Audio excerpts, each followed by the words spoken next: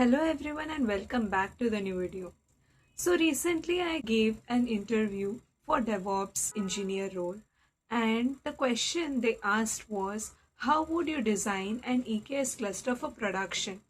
So I thought, why not share with our audience as well as to how to answer this question in the most appropriate way. So without wasting any time, let's go through it and try to understand. Now, when it comes to answering this question as to how to design an EKS cluster for a production environment, it is important to focus on few important terms. Now, what are these terms? When it comes to a production ready environment, your EKS cluster must be highly available, secure, scalable, observable, and automated. So it should survive node as well as AZ failures with zero downtime when it comes to being highly available. For example, if one of the node fails, there must be other group of nodes which are there to serve the requests so that there is no downtime, right? When it comes to being secure, least privilege access must be provided along with network and workload isolation so that there are least of security breaches. When it comes to being scalable, whenever there is an increase in the demand, the pods as well as the nodes should scale in order to serve those increasing demands. Also, it must be observable, which means that logs, metrics, traces, and alerts must be placed in one place, right? So that you can easily track down the incidents in order to find out the root cause. When it comes to automate everything, we can make use of infrastructure as a code as well as GitOps for repeatable delivery. Okay, so these are the five important terms which you must consider whenever you are asked about a production ready environment. Okay, and we are going to discuss each one of them in details in the upcoming slides so that you will be able to answer in the best possible way. The foremost important topic is about high availability and networking. So, whenever it comes to networking, the most important thing that comes in my mind is VPC. So, VPC is nothing but an isolated network for our EKS cluster. So, we will be creating a separate VPC for our EKS cluster, and it is recommended to create VPC in such a way that it spans across 3 plus availability zones in order to provide high availability. Okay, so deploy the cluster and node groups across at least 3 AZs so the workload survives a full AZ outage. If one of the AZs goes down, you have got other two which are ready to serve the request. So there is no complete breakdown, right? So this is important thing. Again, within the VPC, we will be creating public as well as private subnets. So private subnets are for the private workloads. Most probably, the EKS worker nodes and pods must be present inside of the private subnets, whereas the ones which want exposure to the internet must be placed inside of the public subnets. For example, the ALB, NLB, NAT gateway, Internet gateway route, all of these must be placed inside of the public subnets, whereas EKS worker nodes or pods, databases and stateful data, egress via NAT only, all of these must be placed inside of the private subnets. Okay. Also, you need to protect the Kubernetes API. So when you deploy the EKS cluster, you have got the kubectl API, right? So that endpoint must be kept private so that anyone cannot access it, or at least restrict the public access to the trusted CIDR ranges only so that the people from specific team only can access that cluster. No one else from outside has the access to the cluster, which is very important, right? Otherwise, anyone will do anything, right? So, in order to protect, it is important to make the API endpoint private. Okay. Now, the next topic is about compute as well as node management. Now, when it comes to an EKS cluster, there are multiple ways of managing your nodes, right? So there is managed node groups, there are self-managed nodes, there are AWS Fargate, right?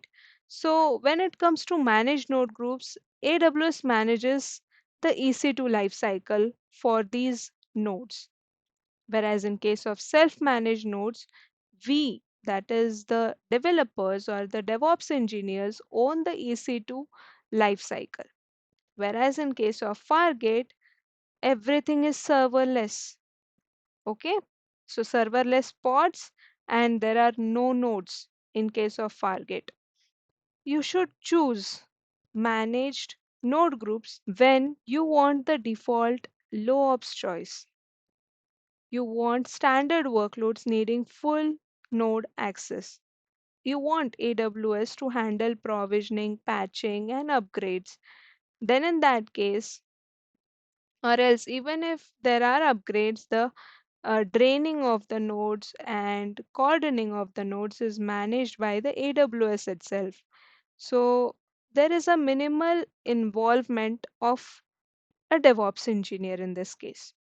Whereas in case of self-managed nodes, you should go for it when you need custom APIs, kernels, GPU drivers. You need special operating system, bootstrap, or compliance needs. So some companies are very much compliant that they don't want AWS to interfere in their workloads, and that's why they want themselves to manage everything. Then in that case, you can go for self-managed nodes. Full control over node config and upgrades. Okay.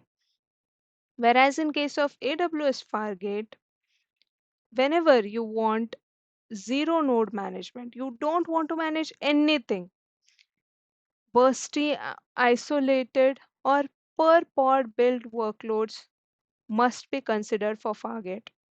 There is strong isolation. So, whenever you want to give importance to the security, then in that case, AWS Fargate is the best option. So, accordingly, you can choose the best option for yourself, but mostly recommended is managed node groups, okay, in general cases, okay. And when it comes to purchasing of the instances, you can run your critical workloads on demand, whereas you spot for the fault tolerant as well as interruptible workloads. Okay, why are we doing this? Is because spot instances help you save a lot. Okay, so that's why you can go for spot if your workloads are fault tolerant and interruptible, which means that small bad jobs which complete within seconds, right? And they are like they can be interrupted in between. Such workloads can be used for the spot instances. Then segregate the workloads. So separate the system, application, stateful, and special workloads with dedicated node groups so that those specific node groups will have those specific applications. So that is going to be more better way of structuring the workloads. Now, the next topic is around security and access control. So, the important thing over here is a least privilege pod access.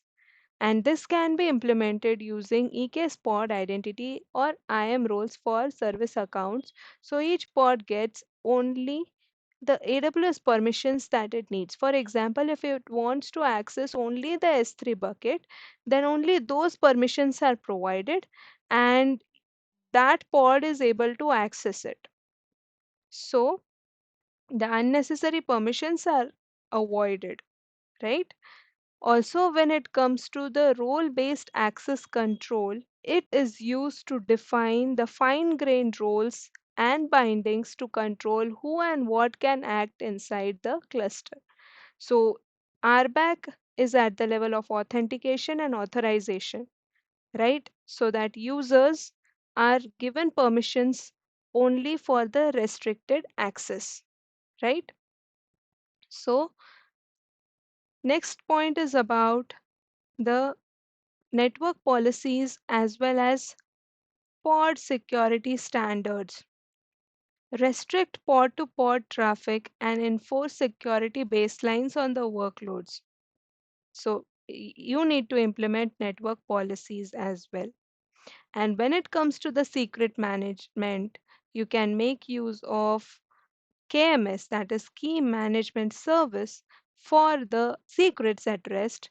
And for the other secrets within your Kubernetes cluster, you can make use of Secrets Manager or external vaults in order to store your secrets, and also make use of ESO operators, which I had already created a video on it. If you have no idea about it, you can go and watch that video. It will be really beneficial for you. Okay, so this is what you need to implement in order to secure your cluster.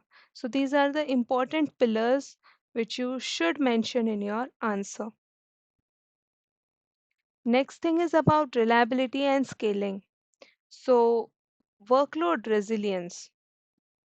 So set the resource requests and limits. It is important. Next thing is about configuring the liveness as well as readiness as well as startup probes in order to avoid the unnecessary failures. Use pod disruption budgets to protect availability during maintenance. Apply topology spread constraints to distribute the pods across AZs as well as nodes, right? So, when it comes to elastic scaling, you can make use of HPA, you can also make use of CADA over here if you want event based scaling, right? You can make use of Carpenter as well as Cluster Autoscaler for scaling your nodes. But most importantly, in case of production, we generally go for Carpenter because it is more flexible and it also works with cost as well. So it also considers the cost efficiency. So that is why it is most recommended to go with Carpenter. And when for scaling your pods, you can go for HPA or CADA, depending upon your requirement. Next thing is about observability and automation. So enable the centralized logging, monitoring, tracing, and alerting. So with the help of CloudWatch, Prometheus, Grafana, Open Telemetry, you can detect and diagnose the issues very fast. So it is important to set up observability properly within your EKS cluster. And automation, use infrastructure as a code to create the EKS cluster. Make use of Argo CD and Flux for repeatable, auditable, self-healing deployments. That is for the CD part, you can go for Argo CD in case of Kubernetes or your EKS cluster. So the next thing is about operations as well as upgrades and DR. So plan regular EKS upgrades. Okay, because when you upgrade, they provide support for different Kubernetes versions. So you stay whenever you stay updated, the support is also provided, right? So it is important to stay updated with the latest versions of Kubernetes and test upgrades on the lower environments first and then go for the production environment. Also backups and restore testing. So backup cluster state and persistent data, for example, with the help of Velero, and regularly test restores. A backup is only real once verified. Okay, so you also need to verify the backups. You also need to, uh, you know, back up your entire cluster state so that if there is any problem, you can create another cluster from that. And disaster recovery, which defines the RTO or RPO targets and rehearse recovery so the cluster can be rebuilt quickly and reliably. Okay, so this was all about it.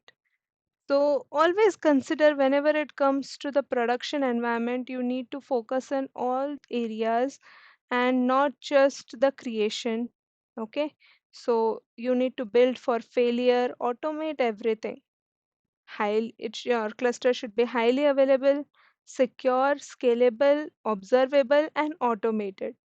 So all these things, when you consider, your cluster is ready for the production environment. So I hope this video was helpful to all of you.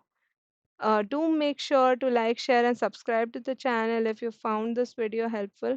So thank you so much and have a nice day.